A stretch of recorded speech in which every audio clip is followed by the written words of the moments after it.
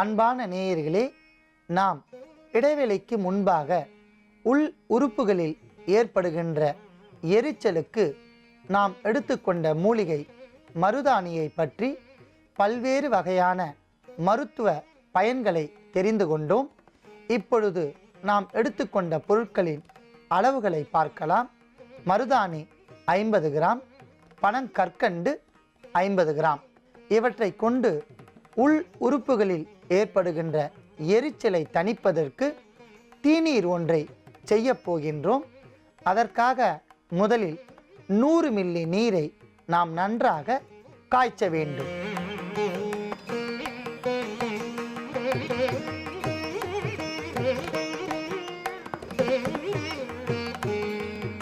நன்றாக கொதித்து கொண்டிருக்கின்ற நீரில் நாம் தூய்மை செய்து எடுத்துக்கொண்ட மருதாணி இலை 10 கிராம்,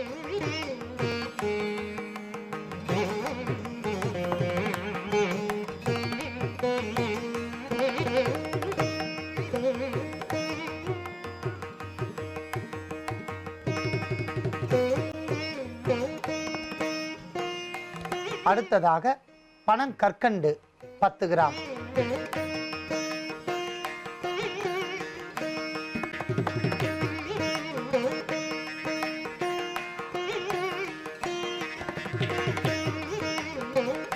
அன்பான நேயர்களே, அத்தனை பொருட்களும் சேர்ந்து நன்றாக கொதித்து தீநீராக மாறிவிட்டது.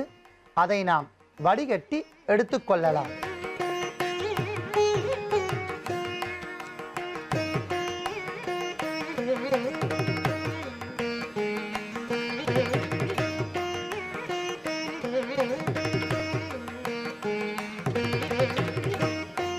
நாம் சாதாரணமாக அழகிற்கு மட்டுமே பயன்படும் என்று நினைத்த இந்த மருதாணி மூலிகையில் பல்வேறு வகையான மருத்துவ பயன்கள் இருக்கின்றது என்பதை தெரிந்து இப்பொழுது அதை கொண்டு நாம் தீநீர் ஒன்றை தயாரித்து வைத்துள்ளோம். குறிப்பாக உள் உறுப்புகளில் யாருக்கெல்லாம் அளவிற்கு அதிகமான எரிச்சல் தோன்றுகின்றதோ அந்த நோய் உடையவர்கள் தீநீரை தயாரித்து காலை மாலை இருவேளையும் உணவிற்கு பின் 20 முதல் 30 மில்லி அளவிற்கு வாரத்திற்கு 3 முறை பருகி வந்தால் படிப்படியாக உள் உறுப்புகளில் ஏற்படுகின்ற எரிச்சல் தணிந்து குளிர்ச்சி ஏற்படும். குடல் பகுதி எரிச்சலும் தீர்ந்துவிடும். மிகவும் எளிமையாக நம் வீட்டு தோட்டத்தில் கிடைக்கக்கூடிய மூலிகை மருதாணியை கொண்டு நாம் தயாரித்த இந்த தீநீரை நோய் உடையவர்கள் பயன்படுத்தி நோயின்றி வாழ வேண்டி பல்வேறு வகையான மருத்துவ பயன்களை கொண்டடக்கிய மூலிகை என்பதால் சிறு சிறு கண்டங்கத்திரி பழத்தை தேவையான அளவிற்கு எடுத்து தூய்மை செய்து தனியாக 50 கிராம் அளவிற்கு கண்டங்கத்திரி பழத்தை எடுத்து வைத்துள்ளோம். அடுத்ததாக நாம் எடுத்துக்கொண்ட பொருள் நல்லெண்ணெய். தைலம் காய்ச்சுவதற்கும் தோலின் மினுமினுப்பு தன்மையை இழக்காமல் தோல் சத்தை பாதுகாப்பதற்கும் பக்க விளைவுகள் இல்லாத ஒரு எண்ணெய் நல்லெண்ணெய்.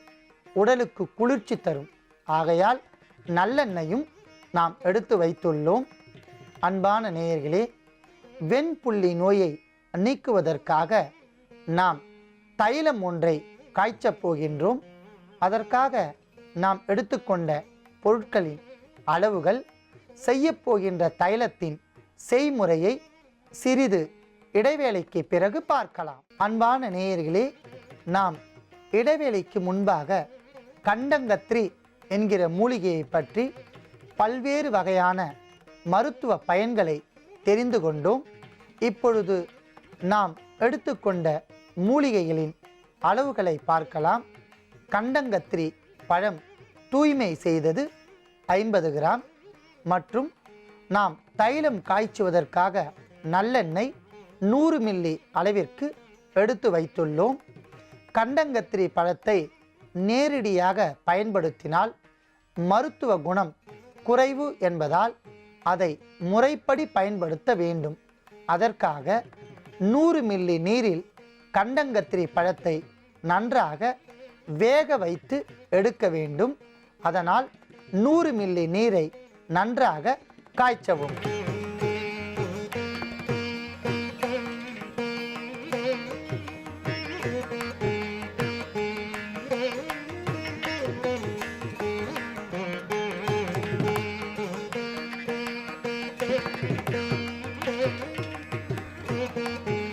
அன்பான நேயர்களே, நன்றாக கொதித்து கொண்டிருக்கின்ற நீரில் நாம் எடுத்துக்கொண்ட 50 கிராம் அளவிற்கு எடுத்துக்கொண்ட கண்டங்கத்திரி பழத்தை சேர்த்து வேக வைக்க வேண்டும்.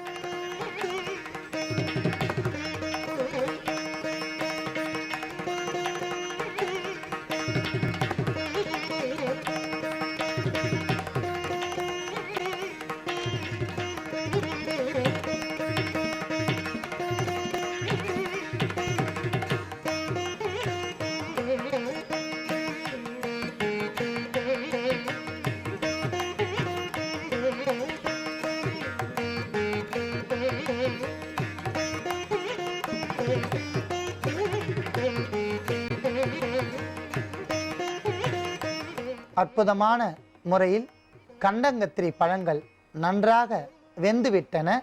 அதை நாம் தனியாக எடுத்துக்கொள்ளலாம்.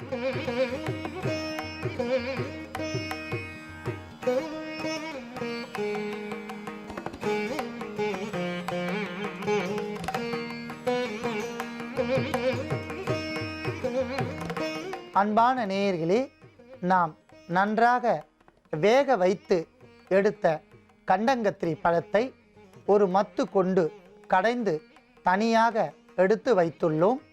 இப்பொழுது தைலம் காய்ச்சுவதற்காக 100 மில்லி நல்லெண்ணெயை நாம் நன்றாக காய்ச்ச வேண்டும்.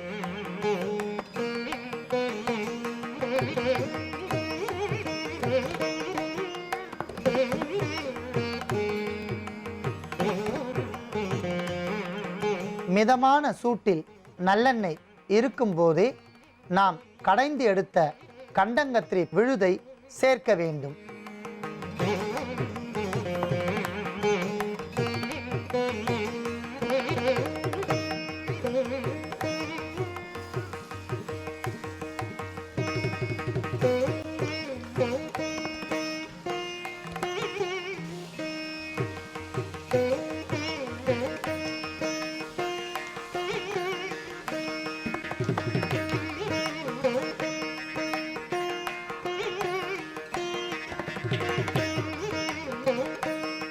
அற்புதமான நறுமணத்துடன் நல்லெண்ணெயில் நாம் அரைத்து சேர்த்த கண்டங்கத்திரி பழ விழுது நன்றாக வெந்து தைலமாக மாறிவிட்டது. கண்டங்கத்திரி பழ தைலத்தை நாம் வடிகட்டி எடுத்துக்கொள்ளலாம்.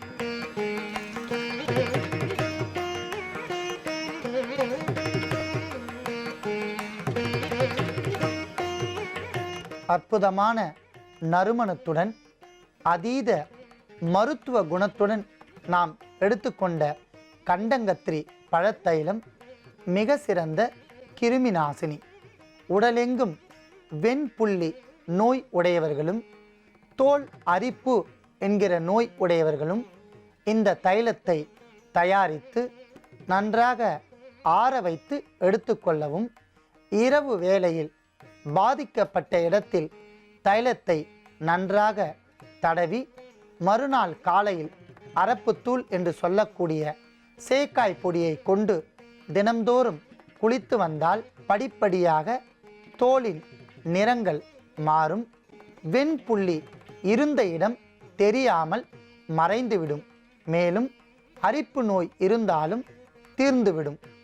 அன்பான நேயர்களே, எளிமையாக சாதாரணமான இடத்தில் கூட கிடைக்கக்கூடிய கண்டங்கத்திரி என்கிற மூலிகை பழத்தை கொண்டு நாம் தயாரித்த இந்த தைலம் மிக சிறந்த கிருமி நாசினி. ஆகையால் நோய் உடையவர்கள் பயன்படுத்தி நோயின்றி வாழ வேண்டுகிறேன்.